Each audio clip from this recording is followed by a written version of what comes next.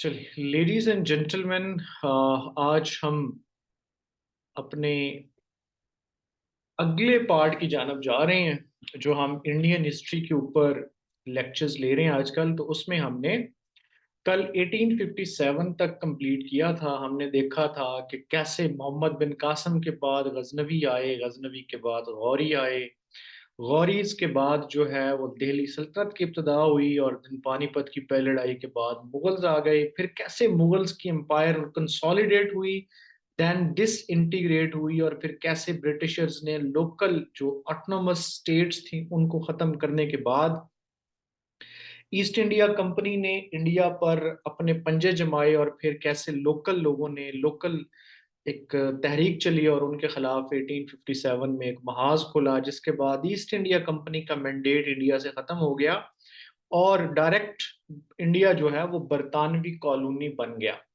अब यहाँ से 1857 से जो काम शुरू होता है वो आपको नजर आएगा कि how the efforts have been put by the Muslim leaders in order to establish Muslims identity। मुसलमानों का रिवाइवल करने के लिए उनकी एफर्ट्स क्या थी। फिर उसके बरक्स, उसके खिलाफ, उसके अगेंस्ट हिंदू जो कौम है, इतनी बड़ी कौम है, उन्होंने उनका मौकफ क्या था, और उन्होंने कैसे इस तहरीक के आगे इसको के आगे अपना अगेंस्ट अपना पॉइंट ऑफ व्यू पेश किया, इस तहरीक को रोकने की कोशिश की, और ये तहरीक कई मोड़ लेते लेते पाकिस्तान तक आ गई। तो आज हम स्टार्ट करते हैं, और हमारा फोकस जो है वो, चूंकि ये वन पेपर के सेशन है, तो इस पे हमारा फोकस उन डिटेल्स पर, उन फैक्ट्स पर, फिगर्स पर, डेट्स पर होगा जो एमसीक्यूज के पॉइंट ऑफ व्यू से इंपॉर्टेंट है। साथ में लिंक हिस्ट्री के इवेंट्स का जरूर याद रखिएगा, और जो लोग इसको सुन रहे हैं पीएमएस सीएसएस के एस्पायरेंट, क्योंकि मेरा इरादा है कि मैं इसको यूट्यूब पे भी अपलोड करूंगा, तो जो पीएमएस सीएसएस के एस्पायरेंट इसको सुन रहे होते हैं उनके लिए, उनका यह है कि उनके लिए बेसिक ये फाउंडेशन मॉड्यूल है कि उनको पता लगता है कि हिस्ट्री के एपिसोड में जो इवेंट्स हैं वो कैसे इंटरवेन किए हुए हैं। चले चलते हैं जी। सबसे पहले यहाँ पर जब 1857 का जो है वो सैड इंसिडेंट होता है, सैड इस वजह से क्योंकि नाकाम हो गई ना जंग आज़ादी, तो उसके बाद मुसलमानों के पास दो ग्रोह थे। एक ग्रोह था सर सैयद अहमद खान का स्कूल ऑफ थॉट, और एक था उल्मा ग्राम का, रिलीजियस जो ऑर्गेनाइजेशन थी, स्पेशली देवबंद का। जो सर सैयद का स्कूल ऑफ थॉट था, it was of the view कि जी मुसलमानों को एजुकेशन की तरफ आना चाहिए, तालीम को, अपने आप को तालीम के लिए वक्फ करना चाहिए, सियासत से दूर रहना चाहिए, और बरतानवी लोगों से कोऑपरेट करना चाहिए। इसको बोलते हैं टायरेनिटी ऑफ आइडियाज, मतलब आइडियाज की जो तीन ग्रोही या तीन फिकी जो है वो सर सैयद का स्कूल ऑफ थॉट। दूसरा स्कूल ऑफ थॉट कहता था कि अंग्रेज हमारे दुश्मन हैं, ये हमारे दीन को मिटाने आए हैं, हमारी शनाख्त को मिटाने आए हैं, और ये रब का अजाब है हमारे ऊपर, क्योंकि हमारे अमाल कमज़ोर थे, और जिस जिस बिना पर ये हमारे ऊपर मुंसलिक हो गए हैं। अब इसका एक ही जो है वो रास्ता है, वो रास्ता ये है कि हम अपने अमाल को बेहतर बनाएं, इस्लाम के साथ अपनी जड़ों को मजबूत करें, और फिर इनके खिलाफ रेजिस्टेंस डालेंगे और इनसे आज़ादी हासिल कर लेंगे। दोनों स्कूल ऑफ थॉट हम यहाँ तक सही हैं, दोनों ने अपनी अपनी एफर्ट्स दी रिवाइवल के लिए। हम दोनों को देखेंगे, तो सर सैयद से स्टार्ट करते हैं। सर सैयद के ऊपर जो पहला सवाल आता है वो होता है जी कहाँ पैदा हुए। दिल्ली में पैदा हुए थे जी। कब पैदा हुए थे? 17 अक्टूबर 1817, डेट भी आ जाती है। 1898 में, 18 बहुत हुए जी, 1898 में सब जज के तौर पे भी काम किया, सदर सदूर के तौर पे काम किया। इन्होंने जो काम किए इनके हवाले से एमसीक्यूज आ जाते हैं। आसार सनादीद दिल्ली, ये इनकी किताब थी हिस्ट्री ऑफ दिल्ली के ऊपर। कॉज ऑफ इंडियन रिवॉल्ट, ये एक किताबचा था जिसपे इन्होंने लिखा कि जी जो जंग आज़ादी हुई है इसके कॉजेस क्या थे, अंग्रेजों की गलतियां क्या थी, और क्या ये जो आप लोग समझ रहे हैं अंग्रेज ब्रिटिश ये समझ रहे हैं कि it is the plan by the Muslims, तो it was not plan by the Muslim, ये सब कम्युनिटीज की मुश्तरका लड़ाई थी, लिहाजा बदला सिर्फ मुसलमानों से ना लिया जाए। रीअप्रोचमेंट की उनके उनकी जो उनके उनकी माइंड सेट को चेंज करने की कोशिश थी। एजुकेशनल स्कीम में इन्होंने मुरादाबाद में मदरसा कायम किया 1859 में, गाजीपुर में किया 1864 में, ईयर याद रखते जाएंगे। लॉयल मोहम्मदन्स ऑफ इंडिया 1860 में, साइंटिफिक सोसाइटी कायम की 1864 में। साइंटिफिक सोसाइटी का काम पूछ लिया जाता है कि इसका काम क्या था। ट्रांसलेशंस ऑफ यूरोपियन या इंग्लिश जो वर्क्स थे, मेजर किताबें थी, उनको उर्दू के अंदर ट्रांसलेट करना। और इसके तहत एक गज़ट भी शाया होता था जिसका नाम था अलीगढ़ इंस्टीट्यूट गज़ट। ये गज़ट भी इसी नई तर्ज पे शाया होता था कि एक तरफ उर्दू इंग्लिश मजमून दिया होता था और दूसरी तरफ उसकी इंग्लिश जो है वो क्या दी होती थी, उसका उर्दू तर्जुमा दिया होता था। इंग्लैंड गए, ट्रैवल किया अपने बेटे महमूद के साथ, और 1869 में लंदन गए, इंग्लैंड गए, ईयर याद रखिएगा। 1817 में वापस आ गए। वहां पे रह के इन्होंने ब्रिटिश का निज़ाम तालीम गौर से देखा, और वहां पे रह के इन्होंने एक और काम किया, वो आगे जाके हम खुतबात अहमदिया की शक्ल में देखते हैं। वापसी पे आके इन्होंने तहजीबुल इखलाक जारी किया। तहजीबुल इखलाक एक रिसाला था जो इन्होंने, वहां पे जो रिसाला चलता है स्पेक्टेकुलर, उसको देखकर इन्होंने यहाँ पर रिसाला जारी किया आके। और इस रिसाले का मकसद था कि मुसलमानों की जो मेंटल रेवोल्यूशन उनके जहन, उनके जो उनकी दिमागी अप्रोच है उसको बदला जाए, उनका जो नजरियाती सोच है उसको बदलने की कोशिश थी। अलीगढ़ स्कूल इन्होंने कायम किया। वहाँ पे इन्होंने जो एजुकेशनल स्कीम्स देखी, वहाँ यहाँ पे आके इन्होंने इदारा कायम किया, Aligarh MAO, Mohammedan Anglo oriental school Aligarh में कायम किया। 24 मई 1875 को ये कायम हुआ, और 2 साल के बाद ये कॉलेज बन गया। ठीक है। और कॉलेज के बाद उनकी वफात के बाद 1920 में अलीगढ़ मुस्लिम यूनिवर्सिटी बन गई। ये सिविल सर्विस से 1868-7 में रिटायर हो गए। कौन? सर सैयद अहमद खान।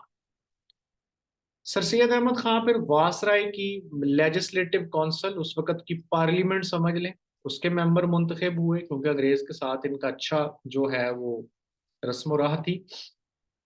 और फिर इन्होंने मोहम्मदन एजुकेशनल कॉन्फ्रेंस कायम की 1886 में। अब ये जो कॉन्फ्रेंस थी ये क्या थी? 1885 में एक अंग्रेज सिविल सर्वेंट A.O. ह्यूम, इस बंदे ने इंडियन नेशनल कांग्रेस कायम की, पॉलिटिकल पार्टी कायम की। और ये पॉलिटिकल पार्टी इस नेज पे बनाई गई थी कि जी तमाम कौमें इसकी मेंबर बने, और ये मकामी लोगों के इंटरेस्ट के लिए सरकार से बात करेगी, सरकार से डिमांड्स करेगी। राइट। तो लेकिन ये जो ऑर्गेनाइजेशन थी उस वक्त मुसलमानों को सूट नहीं करती थी। सर सैयद कहते थे कि अभी मुसलमान are too young for the politics, इनको अभी सियासत में नहीं जाना चाहिए, क्योंकि अभी इनके पास कुछ भी नहीं है। इनके पास एजुकेशन भी नहीं है, इनके पास स्किल भी नहीं है, और ये मिनॉरिटी है, मेजॉरिटी में नहीं है। तो सर सैयद ने इसके मुकाबले में एक एक एसोसिएशन कायम की, जिसका था मोहम्मदन एजुकेशनल कॉन्फ्रेंस। इसका एनुअल इजलास होता था, और एनुअल इजलास में मुख्तलिफ इलाकों के लोग इकट्ठे होते थे, वहां पे आके अपने मसाइल को डिस्कस किया जाता था, हुकूमत से डिमांड्स की जाती थी, मजीद नए एजुकेशनल इंस्टीट्यूशन खोलने के लिए चंदा इकट्ठा किया जाता था, और प्लान किया जाता था कहाँ कहाँ जरूरत है। मजे की बात यह थी कि इसका वेन्यू और डेट्स ये वही होती थी जो कांग्रेस की होती थी, वजह कि लोग कांग्रेस की तरफ जो है वो मायल ना हो। फिर इन्होंने एक किताब लिखी लाइफ ऑफ मोहम्मद सल्लल्लाहु अलैहि वसल्लम के जवाब में। लाइफ ऑफ मोहम्मद सल्लल्लाहु अलैहि वसल्लम एक वर्क था, एक अंग्रेज गुस्ताख रसूल विलियम म्योर, इसने हॉली प्रॉफिट सल्लल्लाहु अलैहि वसल्लम की ज़ात पे कुछ एतराज़ात उठाए, किताब लिखी। उसके जवाब को मुदल्लल अंदाज में खुतबात अहमदिया की शक्ल में आपने उसका जवाब दिया सर सैयद। और दौरान जब आप इंग्लैंड में क़याम पजीर थे तो विलियम म्योर ने जिन किताबों का हवाला दिया हुआ था वो सारी इंग्लिस्तान की लाइब्रेरियों में मौजूद थी।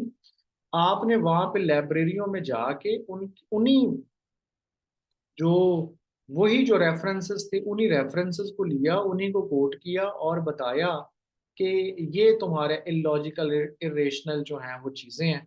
फिर इनको सर का टाइटल दिया अंग्रेज ने 1888 में। तो सर का टाइटल इकबाल को कब मिला, ठीक है, जफरुल्लाह खान को कब मिला और सर सैयद को कब मिला, ये आपने ज़रूर नोट रखना है। तो फिर इनकी डेथ हो गई। तो this was all about sir Syed Ahmad Khan. Sir Syed Ahmad Khan की बात जो उनकी उनके ऊपर जो मजीद सवाल आता है वो है उनकी अलीगढ़ एजुकेशन मूवमेंट, जो कि obviously it was a bigger movement, जो एक शख्सियत से भी बहुत आगे की बात थी। इस पे जो सवालात आते हैं, पहले तो स्कूल को भी पढ़ लिया हमने, हमने कॉलेज को भी पढ़ लिया, हमने यूनिवर्सिटी को भी पढ़ लिया। अब एक दफा सवाल शायद आया था कि ये अलीगढ़ है कहाँ पे, ठीक है। तो उत्तर प्रदेश इंडिया में। कॉलेज के इफ्तिताह उस वक्त के वासराय लॉर्ड लिटन ने किया था। मुस्लिम यूनिवर्सिटी ये बन गई 1920 में। पहले इसके प्रिंसिपल का नाम था हेनरी सिडन, और पहले secretary general Syed sir Syed Ahmad Khan थे। तो ये चीजें हैं कुछ जो पूछ ली जाती होती हैं, तो आपने ये याद रखना। अब उसके बाद जो इम्पोर्टेंट इवेंट्स हैं उनको देखते हैं। तो मैं चलता हूँ जी। सबसे पहले है जी उर्दू हिंदी कंट्रोवर्सी। अब ये जो है वो 1867 की बात है। ये तहरीक तो पहले की चली हुई थी। हिंदू जब से मुसलमानों ने इक़्तिदार मुसलमानों से छिना, Hindus were all over Muslims, और वो मुसलमानों की तशख़्ख़ुस के साथ मिली हुई हर चीज़ को मिटाना चाहते थे। इवन उर्दू जो है वो भी उनको भाती नहीं थी। वो कहते थे कि जो हिंदी है ये हमारी नेशनल लैंग्वेज है और उर्दू को बिल्कुल सफाया हो जाए। Otherwise Urdu was very popular language at that time. जितने भी अखबारात छपते थे ज़्यादा तादाद उर्दू की थी। जितने भी गज़ट छपते थे, जितने भी मैगजीन छपते थे, ज़्यादा तादाद उर्दू की थी, पॉपुलर लैंग्वेज थी। इतनी पॉपुलर लैंग्वेज थी कि इनका जो पंडित लाल नेहरू है उसके बेटे का जो शादी का कार्ड था वो उर्दू में छपा था। तो खैर जो बनारस से ये तहरीक चली, जिसको अब चनाए कहते हैं, वहां से ये तहरीक चली कि जी उर्दू के स्क्रिप्ट को नागरी रस्मुल खत से तब्दील कर दिया। अब आपने देखा होगा, आपने हिंदी मूवीज को भी सुना होगा कि हमारी जो, अब तो उन्होंने अपनी लैंग्वेज के अंदर संस्कृत के बहुत ज्यादा अल्फाज इस्तेमाल कर लिए और हिंदी को पूरा एक हिंदुइज्म का या संस्कृत का लिबादा उड़ा दिया। अदरवाइज बहुत सारे जो लफ्ज हैं वो सेम है, लेकिन लिखने का जो अंदाज है वो डिफरेंट है। उर्दू को हम लिखते हैं अरेबिक रस्मुल खत में, और ये लिखते हैं संस्कृत रस्मुल खत में हिंदी को, हिंदी के जो शब्द हैं उनको। तो कंपेन हुई कि जी उर्दू को रिप्लेस किया जाए हिंदी के साथ, खासतौर पर रस्मुल खत को। सर सैयद अहमद खान इस मौके पे आके ना बड़े मायूस हो गए और उन्होंने कहा कि जी मेरे अब पहले ख्यालात जो जो थे वो थोड़े डिफरेंट थे, अब मेरे ना ख्यालात ही बदल गए हैं, and I am not, I am done with it. और इन्होंने अपने दोस्त शेक्सपियर को कहा, ये वो वाला शेक्सपियर नहीं है विलियम शेक्सपियर, ये एक यहाँ का रिटायर्ड सिविल सर्वेंट था। तो उसको इसने कहा कि जी आज से मैं कायल हो गया हूँ कि ये दोनों कौमें ना किसी एक बात पे अब ना इकट्ठा नहीं हो सकती। तो एक फिर एक सवाल आता है कि कौन था गवर्नर, जो सूबाई गवर्नर कौन था जिसने ना टेक्स्ट बुक से कहा कि उर्दू को निकाल दे। कैम्बेल, इसका नाम था कैम्बेल। ये थोड़ा एंटी मुस्लिम था, इसने ऐलान कर दिया कि जी निकालने उर्दू को। हंटर कमीशन आया एजुकेशन रिफॉर्म्स के ऊपर। अंग्रेज ने कहा कि जी हम यहाँ की एजुकेशन की ना कुछ रिफॉर्म्स करना चाहते हैं।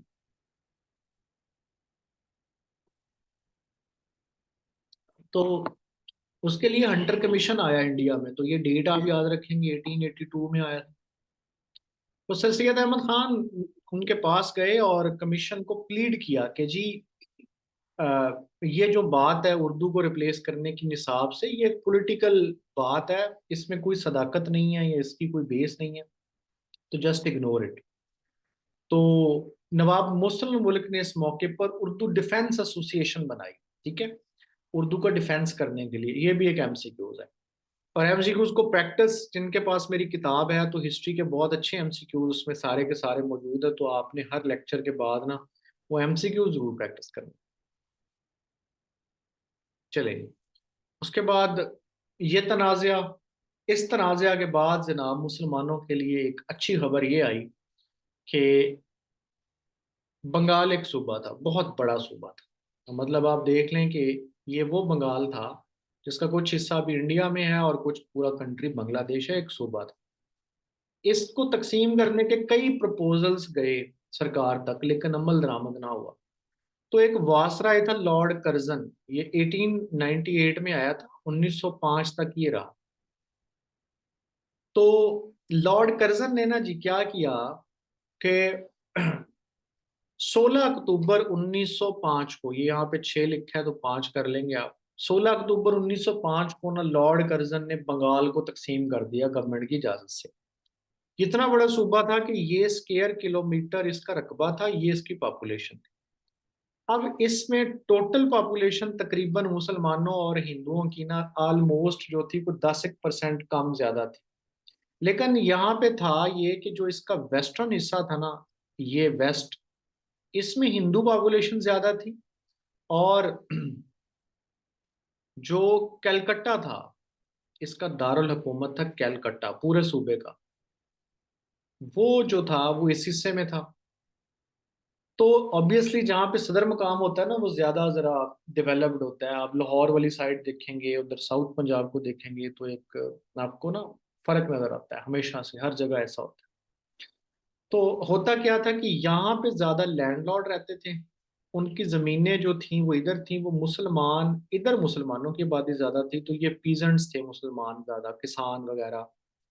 फिर यहाँ पे हाई कोर्ट भी यहाँ पर, मिलें भी यहाँ पे, बेहतर स्कूल कॉलेजेस भी यहाँ पे, तो ये इलाका डेवलप था। अब जब नया सूबा बन गया तो जो नया सूबा है उसमें मुसलमानों की पॉपुलेशन ज्यादा हो गई, और इसका मकाम, सदर मकाम उन्होंने बनाया ढाका। अब ऑब्वियसली इसमें एक तो हिंदूज का नुकसान था, दूसरा मुसलमानों का फायदा था। तो दो तरफ से ना मुसलमानों को, हिंदुओं को जो था वो that was not acceptable for them. तो उन्होंने क्या किया जी, इसके खिलाफ तहरीक शुरू कर दी। इवन कांग्रेस ने इसमें हिस्सा लिया कि जी ये ना आपने जो बंगाल पार्टीशन करके ना असल में आपने बंगाली नेशनलिज्म के ऊपर ना हमला कर दिया। तो वही कांग्रेस जो कायम हुई थी इस नाम पर कि ये सबके हकूक का तहफ़्फ़ुज़ करेगी, वो यहाँ पे एक्सपोज होगी, सर सैयद की बात ठीक साबित हुई। तो इन्होंने बकायदा कंपेन शुरू की, उधर से मलका की डेथ हो गई 1911 में।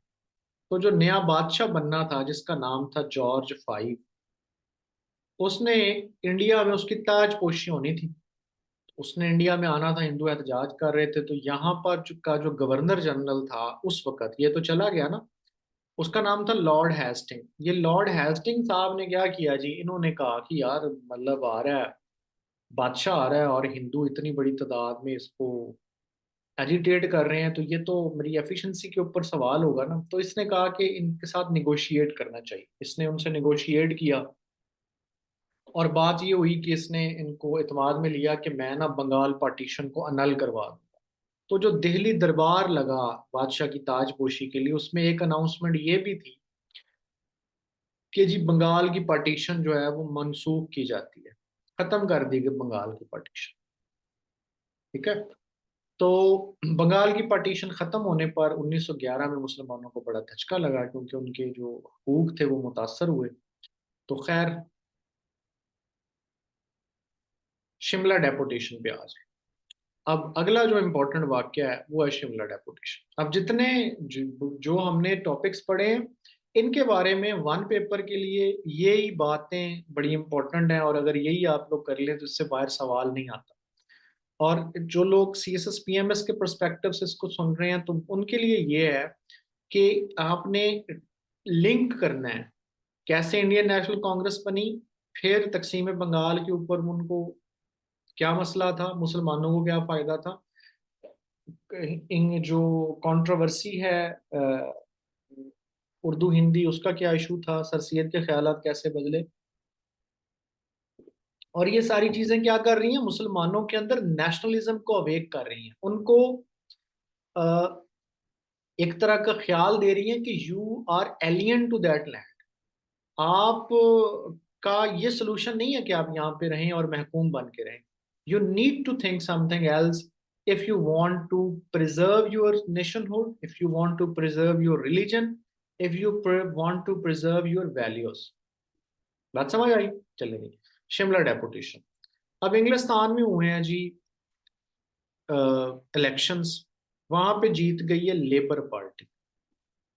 वहां पे ना दो पार्टीज, किसी दौर में लेबर और वर्सेस लिबरल्स होते थे, और अब लेबर वर्सेस जो है ना कंजर्वेटिव्स, ये दो पार्टी होती हैं। लेबर पार्टी जीत गई। लेबर पार्टी ने ना अपने मैनिफेस्टो में कहा था, ऐलान शलान किया था कि अगर हम जीत गए तो हम ना अपनी कॉलोनीज में कॉन्स्टिट्यूशनल रिफॉर्म्स लेके आएंगे। तो कॉन्स्टिट्यूशनल रिफॉर्म्स इससे पहले भी हो रही थी। अब वो मैं आपको बता देता हूँ कि जो जो रिफॉर्म्स हो रही थी उनके एक्ट्स को आपने याद रख लेना है। ये है वो।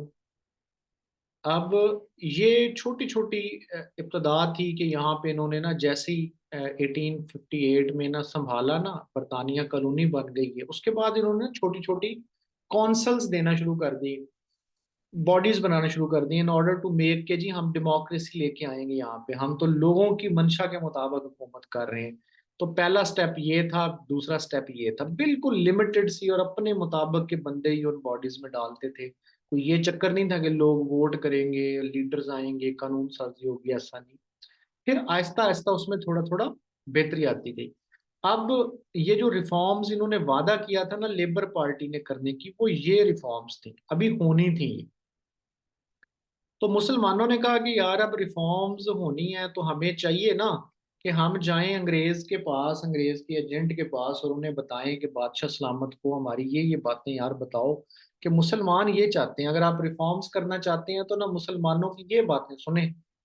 तो ये बातें अपने सुनाने के लिए ना, तो ये जनाब एक डेलीगेशन, एक वफद गया, जिसमें 35 लोग शामिल थे, और उसकी क्यादत कर रहे थे सर आगा खान स्वयं। और ये वफद 1906 1 अक्टूबर को लॉर्ड मिंटो को मिला, जो शिमला में क़याम पजीर थे। शिमला इनका समर कैपिटल होता था, यानी कि अंग्रेज को गर्मी लगती थी तो वो शिमला की पहाड़ियों में वहीं पे जाके अपना बैठ के कार्रवाई, जो कार्य सरकार है उसको देखते थे। इस मुलाकात को टाइम लेने के लिए जो एफर्ट्स किए ना सबसे ज्यादा, वो टाइम अरेंज करने के लिए, वो उस वक्त के अलीगढ़ के प्रिंसिपल थे आर्क वोल्ड, इन्होंने टाइम लेके दिया। मुसलमानों ने काफी डिमांड्स की, जिसमें दो डिमांड्स थी इंपॉर्टेंट, कि जी हमें सेपरेट इलेक्टोरेट दे, हमें सेपरेट इलेक्टोरेट दे दें। अब सेपरेट इलेक्टोरेट से क्या मुराद है कि जी मुसलमानों की सीटें मुख्तस कर दें, और उन सीटों पे उम्मीदवार भी मुसलमान होगा, वोट करने वाले भी मुसलमान होंगे। ठीक है। इससे फायदा ये होना था कि कम से कम जो भी जीतेगा मुसलमान जीतेगा। वैसे अगर ओपन वोटिंग होगी तो मुसलमान तो अकलियत में है, ये तो कभी जीत ही नहीं पाएंगे। फिर हमें पॉपुलेशन के मुताबिक हमें रिप्रेजेंटेशन दे दें हर कौंसिल में, जॉब्स में। ये इनकी डिमांड्स थी। तो जनाब वासराय ने जो बातें इनकी सुनी ना, तो उसको उसने इनको अप्रिशिएट किया, ने कहा ठीक है जी, मैं I will try my best कि मैं आप लोगों की डिमांड जो है ना वहां पर पहुंचाऊं। तो ही प्रॉमिस्ड। और ये बड़ा इनकरेजिंग एटमॉस्फेयर था। और उसकी बेगम जो थी मैरी मिंटो, ये मौजूद थी। बाद में इसने एक किताब लिखी जिसमें इसको उसने शिमला डेपुटेशन के बारे में, उस वक्त के एटमॉस्फेयर के बारे में बात की। It was very encouraging. ले जी, ये मुसलमानों की पहली सियासी एक्टिविटी। ठीक है, पहली, ऑलमोस्ट पहली सियासी एक्टिविटी। अब मुसलमानों ने कहा कि यार बात यह है कि देखिए हम गए, ऑर्गेनाइज होके हमारी बात सुनी गई है, लेकिन फिर भी कहीं ना कहीं जो वासराय था ना, उसने कहीं ना कहीं ये महसूस किया, उसकी बातों से ने महसूस हुआ, और कुछ बुक्स में आता है कि उसने कहा इनको कि अगर आप लोग पॉलिटिकल पार्टी बना लें और पॉलिटिकल पार्टी के प्लेटफॉर्म से अगर अपनी अपनी कोई बातें मान दें ना, तो उसका ज्यादा असर होगा। तो जनाब वाला जी, all India Muslim education conference का सालाना इजलास है। ये वो all India Muslim education conference वही है जो सर सैयद ने कायम की थी। इसका सालाना इजलास हो रहा है ढाका में। नवाब सलीमुल्लाह खान की रेजिडेंस पर लोग इकट्ठे होते हैं।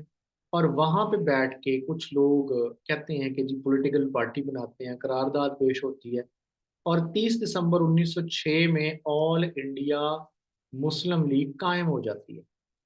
मीटिंग प्रेसिडेंट, जो मीटिंग हुई इसको बनाने की, उसको प्रिजाइड कर रहे थे नवाब वकार अल मुल्क।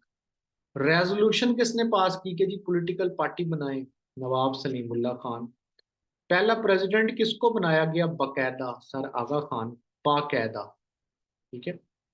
पहले सेक्रेटरी नवाब मुस्लिम मुल्क बने। अब नवाब वकार अल मुल्क और नवाब मुस्लिम मुल्क का ना असल नाम आपने जरूर ढूंढना है। ये आपके ऊपर है कि ये आपने असल नाम इनके ढूंढोगे, ढूंढ लेंगे इनके नाम क्या थे। अब मुस्लिम लीग के ऊपर जो इम्पोर्टेंट इम्पोर्टेंट बातें हैं ना उनको देख। पहले प्रेसिडेंट सर आगा खान, पहले सेक्रेटरी जनरल नवाब मुस्लिम मुल्क।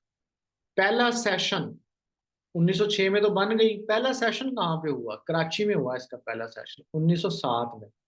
आदम जी पीर भाई, इन्होंने इसको प्रिजाइड किया। सेकंड सेशन अलीगढ़ में हुआ। लंदन मुस्लिम लीग बनाई सैयद एम अमीर अली ने, लंदन मुस्लिम लीग ब्रांच सैयद अमीर अली ने। जिन्ना ने 1913 में इसको ज्वाइन किया, और 1920 तक जिन्ना लीग के भी मेंबर थे और कांग्रेस के भी मेंबर थे। जबकि जनाब पक्के पक्के प्रेसिडेंट कब बने? इससे पहले भी प्रेसिडेंट बने वो मुस्लिम लीग के पक्के पक्के प्रेसिडेंट, जो है ना परमानेंट प्रेसिडेंट, और फिर 1947 तक वो रहे, तो 1934 में बने। मुस्लिम लीग को फातिमा जिन्ना ने कब ज्वाइन किया? 1938। इसके बारे में कुछ और भी आती हैं पॉइंट, 737 आता है, 36, but I go with the 1938। तो ये वो सवाल है जो आपको मुस्लिम लीग के बारे में पता होने चाहिए। अगला स्टेप क्या हुआ जी? Minto Morley reforms. वो रिफॉर्म्स जिनका वादा किया था लेबर पार्टी ने 1905 के इलेक्शन जीतते हुए, वो रिफॉर्म्स उन्होंने मुतारफ करवा दी। और उस रिफॉर्म्स को कहते हैं जी इंडियन कौंसल्स एक्ट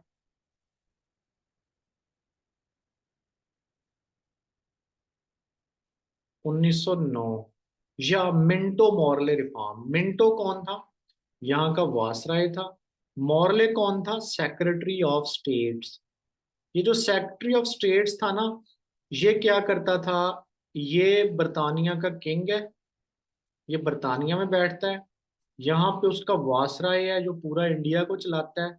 ये जो सेक्रेटरी ऑफ स्टेट था ये बैठता था इंग्लैंड में, और इन दोनों के दरमियान लिंक का काम करता था। उसके अहकामात इधर, इसकी रिक्वेस्ट, इसके प्रपोजल, इसके काम की रिपोर्ट उधर।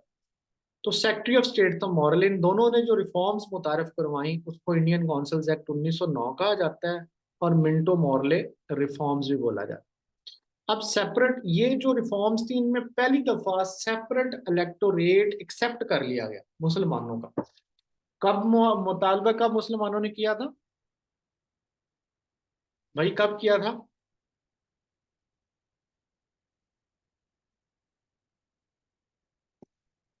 हाँ, शिमला डेपुटेशन में बोला है, शिमला डेपुटेशन, राइट। अब आ जाते हैं जी लखनऊ पैक्ट। अब मुसलमानों का जो नया नया रोमांस चल रहा था ना ब्रिटिश के साथ, वो गए हैं जनाब शिमला डेपुटेशन लेके, शिमला डेपुटेशन लेके चले गए कि उसकी बात सुन ली उन्होंने। मिंटो मार्ले रिफॉर्म में उनको उनका राइट दे दिया। तो मुसलमान बड़े खुश हैं, दे आर हैप्पी हैप्पी, और उनके दिल जो हैं गार्डन गार्डन है। तो 1911 में इनको धचका लगा। क्यों? कौन सा धचका लगा उनको 1911?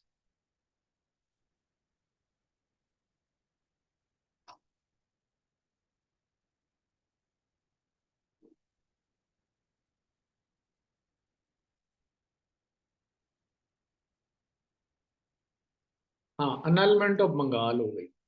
तो मुसल उस वक्त में ना दोनों तरफ, जैसे कुछ लोग ऐसे थे जो चाह रहे थे कि जी मुसलमान और जो कांग्रेस है ना ये भी करीब करीब आ जाए, और यूनाइटेड होके अपने राइट्स लेने की कोशिश करें। इनमें से एक आवाज जो थी वो जिना की थी, जो उस वक्त दोनों पार्टियों के मेंबर थे। तो जिना ने ना इनकी रिअप्रोचमेंट के लिए काम किया, और दोनों लीडर्स, दोनों पार्टियों को इस बात में मुत्तफिक किया कि यार आप लोग ना अपने जो एनुअल सेशंस है ना वो एक ही जगह करें। तो 1916 में, 15 में भी शायद एक ही जगह हुए थे कहीं, लेकिन 1916 में ना ये दोनों एक जगह आ जाते हैं। एक जगह जब आते हैं, स्पेशल एफर्ट्स होती हैं जिना की लखनऊ में दोनों पार्टियों का इजलास होता है, बैक वक्त इजलास होते हैं दोनों पार्टियों के, ये एक कमेटी बना देते हैं, कमेटियां बैठ के एक दूसरे के साथ निगोशिएट करके ना एक मुआहदे की शक्ल में लेके आती हैं काम, जो फिर इन्होंने वासराय को भेजा। कहा कि जो फ्यूचरिस्टिक रिफॉर्म्स हैं, फ्यूचरिस्टिक जो रिफॉर्म्स हैं, जो फ्यूचर का कॉन्स्टिट्यूशन आप बनाने जा रहे हैं ना, वो हमारी दोनों जो बड़ी पार्टियां हैं, बड़ी नेशंस हैं, हमारा जो है वो ये,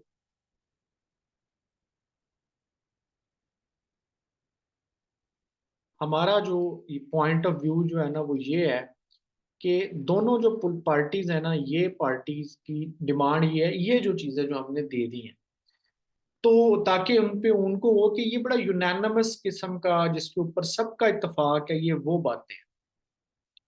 अब लखनऊ पैक्ट जो है वो साइन हो गया, तो मुस्लिम लीग ने 30 दिसंबर को, जबकि कांग्रेस ने अपनी मजलिस आमा से 29 दिसंबर को ये पास करवा दिया। अब इस पे बहुत सारी बातें थी जो कि सब्जेक्टिव अगर तैयारी कर रहे हैं जो लोग, उसको ऑब्वियसली उसके ऊपर एक सवाल आता है, उसको पढ़ेंगे।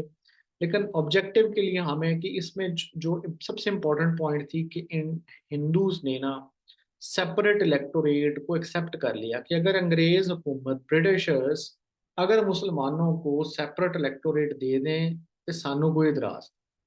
और that was the first and last time के कांग्रेस ने एडमिट किया। अब ये एडमिट करने वाला वैसे तो सिंपल सी बात लगती है कि ठीक है जी दे दें, लेकिन असल में ये एडमिट करके ये हुआ, दो फायदे हुए मुस्लिम लीग को। एक तो ये बात तय हो गई कि जो मुसलमान है ना वो अलहदा कौम है, इसीलिए तो उनको सेपरेट इलेक्टोरेट दिया जा रहा है। दूस, दूसरी बात कि कांग्रेस पूरी इंडिया की नुमाइंदा जमात नहीं है, बल्कि Muslim League is the party that represents Muslims, क्योंकि उसके साथ बैठ के बराबरी की सतह पे उन्होंने पैक्ट साइन किया।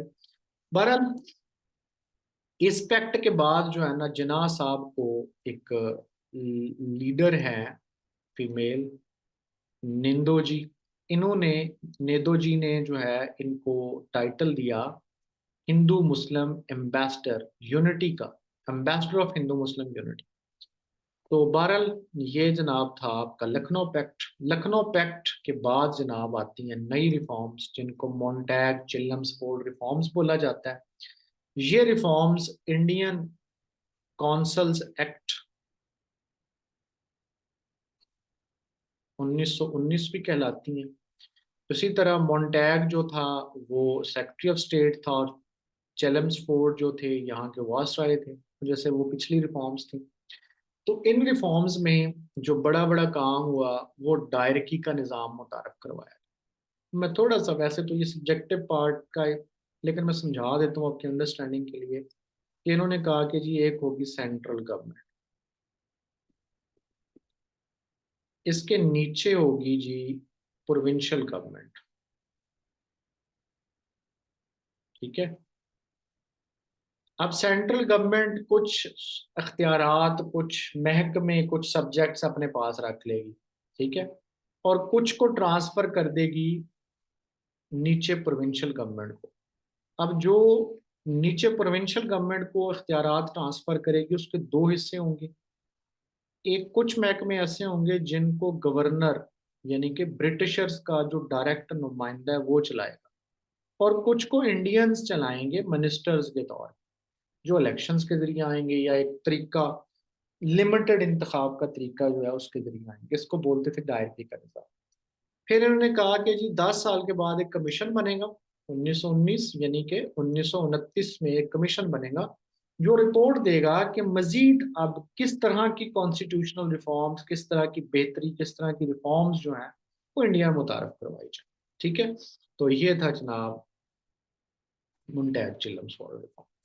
अब उसके बाद एक एक और मेजर इंसिडेंट पेश आता है जिसको कहते हैं हम जलियांवाला मासेकर। 13 अप्रैल बैसाखी का दिन है, बैसाखी मनाते हैं 1919 को। कुछ लोग वहां पे बैसाखी का मेला मना रहे हैं, ठीक है, जलियांवाला बाग में, अमृतसर में ये बाग है, और कुछ लोग एहतजाज कर रहे हैं रॉलेट एक्ट के खिलाफ। अब रॉलेट एक्ट जो था, एक कानून था जो पास हुआ यहाँ की लेजिस्लेटिव काउंसिल से, जिसके तहत था कि हुकूमत की मर्जी है जी, सिक्योरिटी के नाम पे किसी को भी उठा लें और उसको ट्रायल का मौका ना दें। तो ये एक तरह का unconstitutional extra judicial sort of act था, जिसके ऊपर जिन्ना साहब ने रिजाइन कर दिया इंपीरियल लेजिस्लेटिव काउंसिल से, और मोहन मालिया जो कांग्रेस के प्रेसिडेंट थे उन्होंने भी रिजाइन कर दिया। अब ये बड़ा सवाल आता है कि किस एक्ट के खिलाफ जिन्ना साहब ने रिजाइन किया था, तो वो ये था। तो जनाब यहीं पर ना लोग को इकट्ठे थे। तो जनरल डायर, ये नाम आप जरूर याद रखेंगे, इसने हुक्म दिया कि जी ये लोग आगे से मुजाहमत कर रहे हैं, इनके ऊपर फायर खोल दो। फायर खोला। तो ऑफिशियली कहते हैं कि 313 या 330 ऑफिशियली जो था वो अनाउंस की गई, लेकिन 1000 के करीब लोग जो है ना यहाँ पे मर गए। मोस्टली सिख थे। सिख अपनी मूवीज में उसको बड़ा डिपेक्ट करते हैं। तो दैट वाज जलियांवाला मैसेकर। तो इसके ऊपर ना 2019 में बन गई है इसकी 100 ईयर हो गए इसको। तो बड़ा था कि अपना यूके जो कि एक आलमी सतह पर चैंपियन है ह्यूमन राइट्स का, वो सॉरी करेगा। तो उन्होंने कोई सॉरी शॉरी नहीं की, बस कहा कि we are feeling regret over that incident. तो इस मौके पर रविंद्रनाथ टैगोर शख्स है जो कि he was the first Asian Nobel, first Indian था जिसको नोबेल लॉरेट मिला, प्राइज मिला था, और शायद एशिया में पहला था जिसको लिटरेचर में मिला था नोबेल प्राइज। तो इसने सर का जो टाइटल अंग्रेज ने इसको दिया था, तो उसके बाद इन्होंने ना उसको डाइनॉन्स कर दिया कि मुझे आई डोंट नीड दिस, ले जाओ अपना उठा के।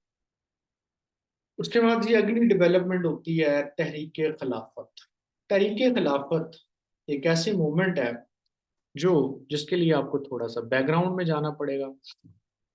सल्तनत उस्मानिया है, कहाँ पे कायम है? बेसिकली जो टर्की है, टर्किश खिलाफत वहाँ पे है। और ये जो बाकी तमाम मकाम मुकद्दसा है, हिजाज है, बाकी के कंट्रीज जो अरेबियन पेनिनसुला में है, उसके ऊपर ये ऑटोमन एम्पायर कायम है। ये वर्ल्ड वॉर 1 होती है 1914 से 1918 तक। इसमें टर्की साथ देता है जर्मनी का, versus UK, USA, Russia, France वगैरह वगैरह, इनके खिलाफ। तो जर्मनी वाली साइड को शिकस्त हो जाती है। जर्मनी वाली साइड को शिकस्त हो जाती है तो दो मुआहदे होते हैं, ट्रीटी ऑफ वर्सेल्स और ट्रीटी ऑफ जो है उसका लॉजिंग। ठीक है, अब ये जब हम वर्ल्ड हिस्ट्री में जाएंगे आपको भी इसके बारे में परेशान होने की जरूरत नहीं है कि वो कब हुए थे, वो वर्ल्ड हिस्ट्री वाले हिस्से में हम डिस्कस करते होते हैं। अभी आप ये समझें कि जी इनको शिकस्त हो गई, और शिकस्त मानने के कुछ मुआहदे हो गए कि जी आपको हम तब माफ करेंगे जब आप ये बातें मानोगे। उसमें चंद शराइत ऐसी भी थी कि तुर्की के टुकड़े कर दिए जाएं। जैसे कि पैलेस्टाइन टर्की के कंट्रोल में था तो वो यूके ने ले लिया। बहुत सारे और हिस्से इसके तोड़ दिए गए। तो यहाँ पे जब उसको शिकस्त हो रही थी तो मुसलमानों को एहसास हुआ कि जी मतलब हार तो हो गई है, अब इनको बचाया जाए। अब ये होगा कि नॉन मुस्लिम्स जो है मकाम मुकद्दसा में ना चले जाएं, बेहुरमती ना हो, और खिलाफत को ख़त्म करते हैं। तो खिलाफत तो एक रिलीजियस हमारे लिए एक टाइटल है, और जो उस वक़्त का खलीफा था वो पूरी दुनिया के मुसलमानों का एक लीडर के तौर पे था। खिलाफत के लिए बड़ी रिगार्ड था मुसलमानों में। तो मुसलमान जो इंडिया के मुसलमान थे उन्होंने खिलाफत की प्रोटेक्शन के लिए, टर्किश इंटरेस्ट के प्रोटेक्शन के लिए यहाँ पे एक खिलाफत तहरीक शुरू। खिलाफत तहरीक शुरू करने का जो पहला स्टेप था वो ये था कि यहाँ पे खिलाफत डे मनाया गया। एमसीक्यूज आता है, नोट करेंगे। खिलाफत कमेटी बना दी गई जिसका पहला सेशन हुआ। खिलाफत कमेटी के पहले सेक्रेटरी जनरल शौकत अली, और पहले सेशन को प्रिजाइड किया फजलुल हक ने। फर्स्ट सेशन ऑफ खिलाफत कॉन्फ्रेंस बुलाई गई अमृतसर में दिसंबर 1919। अब ये अक्टूबर, नवंबर, दिसंबर, ये आप स्टेप्स वाइज चलेंगे। तो पहला सेशन को मौलाना मोहम्मद अली जौहर ने प्रिजाइड किया। इन्होंने एक डेलीगेशन भेजा कि जी आप जाके ना बरतानवी प्राइम मिनिस्टर से मिलें और हमारे जो पॉइंट ऑफ व्यू है वो भेजें, बताएं उनको। तो एक डेलीगेशन गया। इस डेलीगेशन को हेड किया मौलाना मोहम्मद अली जौहर ने। तो इसमें शौकत अली जौहर और मोहम्मद अली जौहर, जौहर बरादरान और उनकी अम्मा, बी अम्मा, उसको लिख ले बी अम्मा, इनका किरदार बड़ा इंपॉर्टेंट था। वो बड़ा शेर हुआ। कहा अम्मा ने जान बेटा खिलाफत पे दे दो, एक शेर था ऐसा बड़ा, जो कि उस दौर में वायरल था। तो ये जाके जो बरतानवी प्राइम मिनिस्टर हैं जॉर्ज लॉयड, उनसे मिले, लेकिन कोई खातर ख्वाह रिस्पॉन्स नहीं मिला, क्योंकि ऑब्वियसली महकूम कौम जाके मिल रही है और आप क्या एक्सपेक्ट कर सकते हैं कि वो क्या रिस्पॉन्स देंगे। तो पीछे से थोड़ी सी खिलाफत मूवमेंट वायलेंट हुई, तो सारे जो खिलाफत के इम्पोर्टेंट इम्पोर्टेंट लीडर थे ना, वो सारे गिरफ्तार हो गए। पीछे से उसी दौर में ना गांधी साहब ने एक मूवमेंट शुरू कर रखी थी नॉन कॉपरेशन की। तो इन दिनों में मुस्लिम लीग, मुसलमान और कांग्रेस ये बड़े करीब आए। मतलब मुसलमान कांग्रेस, गांधी साहब ने कहा कि जी हम इस मिशन में मुसलमानों का साथ देते हैं, और बकायदा खिलाफत के जलसों में शरीक होते थे कांग्रेस की लीडरशिप। तो जब मुसलमान लीडरशिप जेल में थी, तो पीछे से गांधी जो थे वो दोनों जो तहरीकें थे उनके लीडर बन गए। अब ये लीडरशिप जारी है कि अचानक एक इंसिडेंट होता है चोराचारी का। चोराचारी एक गांव का नाम है यूपी में, उत्तर प्रदेश में। यूनाइटेड प्रोविंसेस तब कहते थे यूपी को। तो इस वाक्य में ये था कि बहुत सारा जो एक मॉब था, मॉब ने इकट्ठे होके पुलिस वालों को एक थाने में बंद करके ना आग लगा दी। यानी कि बरतानवी हुकूमत की इतनी बड़ी रिट को चैलेंज कर दिया। तो जब आग लगाई तो इस वाक्य को कहते हैं जी चोराचारी का वाक्य। और 5 फरवरी 1922 में तो अब लगा कि अब अंग्रेज बहुत गुस्से में आ जाएगा, तो खिलाफत और नॉन कोऑपरेशन मूवमेंट दोनों को ना कॉल ऑफ कर दिया गया। बेसिकली तो उसने अपनी मूवमेंट को कॉल ऑफ किया। खिलाफत मूवमेंट इस वजह से धीमी पड़ गई, लीडरशिप वहां पे है, लीड जो कर रहा है उसने अपनी लीडरशिप खत्म कर दी, अपनी जो तहरीक है। और साथ में पीछे से लीड करने वाला कोई नहीं, और दूसरा अंग्रेज गुस्से में हो गया कि जी आप लोगों ने लॉ एंड ऑर्डर सिचुएशन पैदा कर दिया। लेकिन तीसरा काम ये हुआ कि उधर से जो टर्किश फोर्सेस हैं उनका एक नेशनलिस्ट लीडर है, तुर्की का एक मकामी कमांडर निकला, और कमांडर ने ना जी जो फोर्सेस थी अ, बाहर की रुकी हुई फॉरेन की तुर्की के अंदर, उनके खिलाफ इसने रेजिस्टेंट की। और रेजिस्टेंस के बाद बहुत सारे इलाके इसने रिगेन कर लिए। जब इलाके रिगेन किए तो दोबारा से शराइत पर टेबल पे आए, तो उन्होंने अपनी शराइत पे कुछ नरमी की। जीतने वालों ने, जो पहले ट्रीटी साइन हुआ था उसके बरक्स थोड़े से नरमी वाली शराइत पे ये नया ट्रीटी इनके साथ साइन हुआ, और मुस्तफ़ा कमाल को तुर्की का लीडर बना दिया गया। तो मुस्तफ़ा कमाल ने आते ही खुद ही तुर्की के अंदर खिलाफत को खत्म कर दिया, और बताया कि अब जो टर्की है it will be a republic. ठीक है, डेमोक्रेसी होगी यहाँ पे, खिलाफत खत्म। तो ये पूछ लिया जाता है कि खिलाफत कब खत्म हुई। तो ये खिलाफत खत्म हुई जनाब 3 मार्च 1924 को। ठीक है। इसमें किरदार है बी अम्मा जी का, मतलब जो मैंने पहले बता दिया, इनका असल नाम था अब्दी बानो बेगम। ये मौलाना शौकत अली जौहर और मोहम्मद अली जौहर की वालदा थी, जिन्होंने खिलाफत मूवमेंट में बड़ा नाम कमाया, बड़ी शोहरत कमाई। चलें जी, अब जनाब आ गए हैं हम इंडिया के फ्यूचर पर। अब इंडिया का फ्यूचर भाई ये है कि उन्होंने कहा था, अंग्रेज ने कहा था 1919 में कि भाई 10 साल के बाद कमीशन बने। अब 10 साल होने हैं 1929 में, लेकिन कमीशन इन्होंने ना 1927 में बना। अब 1927 में जब कमीशन बनाया, तो यहां पर इंडियन लीडरशिप में भी ना एक लगी कि यार अब जो कमीशन बन रहा है ना, इसको हम इस कमीशन को ना हम इससे मतलब अपने मुतालबात यूनानिमसली पेश करें ताकि ज़्यादा फवायद ले लें, ज़्यादा कॉन्स्टिट्यूशनल बेनिफिट ले लें, क्योंकि रिफॉर्म्स लेके आनी है अंग्रेज ने। जितना हम यूनानिमस डिमांड्स करेंगे उतना हमें बेहतर बेहतर फायदा मिलेगा। तो जनाब इन्होंने दिल्ली सबसे पहले जिन्ना साहब ने जो है वो स्टेप लिया, ये 1927। जिन्ना साहब ने दिल्ली के जो मुस्लिम लीडर थे, पार्लियामेंटेरियंस थे, उनको इकट्ठा किया, बैठे और कहा कि यार कांग्रेस को हमसे यही मसला है कि हमें ना,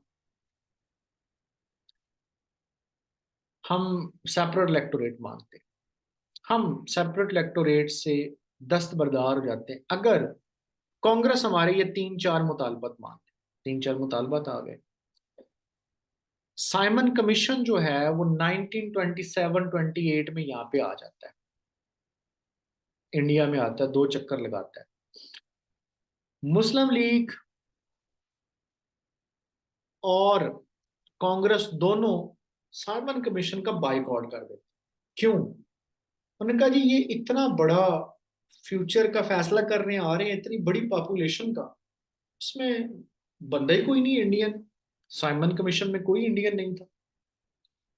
अंग्रेज कहता है कि जी इंडिया के अंदर इतने ज्यादा डिफरेंट लोग हैं कि अब हम किस किस की बात मानेंगे, किस किस को नुमाइंदगी दें। बहरहाल मुसलमानों ने और मुस्लिम लीग और कांग्रेस दोनों ने इसको बाइकआउट किया। अब जिन्ना इस वक्त बाहर थे। एक ऑल पार्टीज कॉन्फ्रेंस बुलाई गई। कॉन्फ्रेंस में कुछ कमेटियां बन गई। उन कमेटियों की रोशनी में ना 1928 में नेहरू रिपोर्ट शाया हो गई।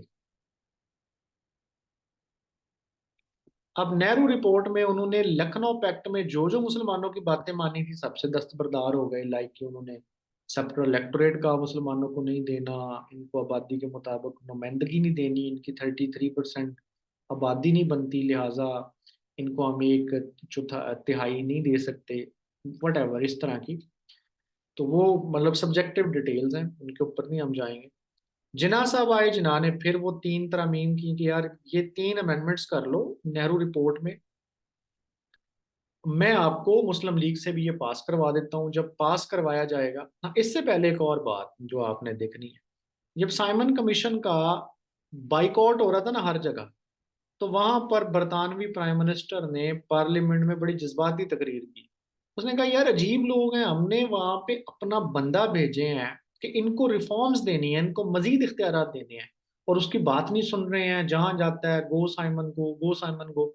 इतने अच्छे हैं तो ये सारे लोग एक मुश्तरका कोई एक चीज पे राजी होकर डॉक्यूमेंट बनाएं, हमें भेजें, हम वही इनको दे देंगे। तो ये वो चैलेंज था जिसको लेके ऑल पार्टीज कॉन्फ्रेंस बुलाई गई। पार्टियां में कमेटियां बनी, कमेटियों में फिर एक उन सारी कमेटियों के प्रपोजल्स तैयार होने के बाद नेहरू रिपोर्ट बन गई। जिन्ना साहब आए, जिन्ना साहब ने कहा नेहरू रिपोर्ट ठीक है, 3 बातें हमारी मान लो, मुस्लिम लीग से ही पास करवा दे। आपने वैसे तो मुस्लिम लीग को पूरे कोई ऑन बोर्ड नहीं लिया। तो इन्होंने कहा कि जी हु आर यू देयर, आप किसको रिप्रेजेंट करते हैं, तो whom you are representing mister जनाब, यहाँ पे तो मुसलमानों की नुमाइंदगी ऑलरेडी मौजूद थी। बहरहाल जब ये बात ना मानी तो जिन्ना साहब ने 1929 में अपने 14 पॉइंट पेश कर दिए, 14 नकात पेश कर दिए। जब 14 नकात पेश किए तो वो जो चैलेंज था, उस चैलेंज का क्या बना? वो तो पूरा नहीं हुआ ना। उन्होंने तो कहा था यूनानिमस बात हो तो ले आए, हम पास कर देंगे। यूनानिमस तो ना हुई, मुस्लिम लीग कुछ मांग रही है, कांग्रेस कुछ मांग रही है। तो अंग्रेज ने कहा कि प्यारे बच्चों, तुम लोग नहीं चल नहीं सकते, तुम आओ लंदन। लंदन आओ और लंदन आके ना हम करते हैं राउंड टेबल कॉन्फ्रेंस, गोल मेज कॉन्फ्रेंस करते हैं, सबको बिठाते हैं तुम्हें, हम भी बैठते हैं, मिल के कुछ नई चीज तैयार करते हैं, फ्यूचर का कॉन्स्टिट्यूशन तैयार करते हैं। तो 3 राउंड टेबल कॉन्फ्रेंसेज हुई 1930 से 1932 तक।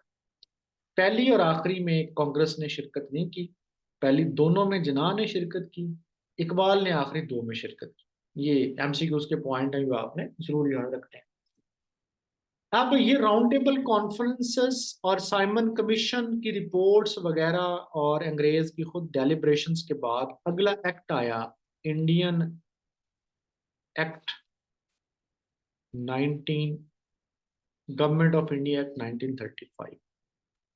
और फिर इस एक्ट के बाद मजीद हमारी कहानी आगे चलेगी। आज के लिए हमारा इतना ही काफी।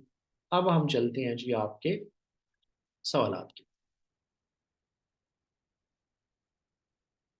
हाँ, 336 आई गेस, बिल्कुल ये एक फैक्ट, मतलब एक जो ऑफिशियल फिगर है ये है कि इतने लोग मारे गए थे, 376। ठीक है Afaq, thank you for including that point. Ali Abbas, is everything clear?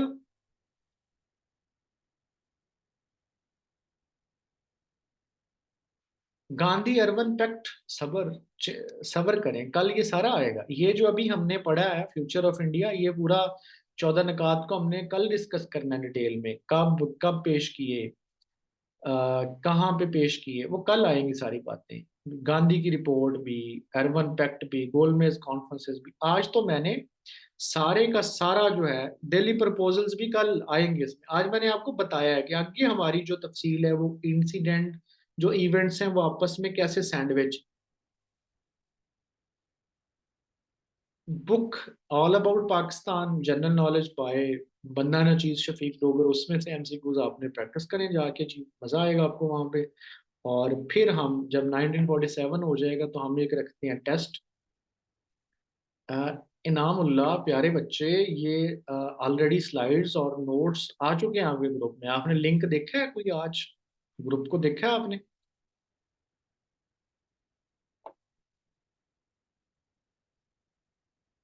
आ चुके हैं? इसको यार वहां पे मेंशन करो कि आ चुके हैं।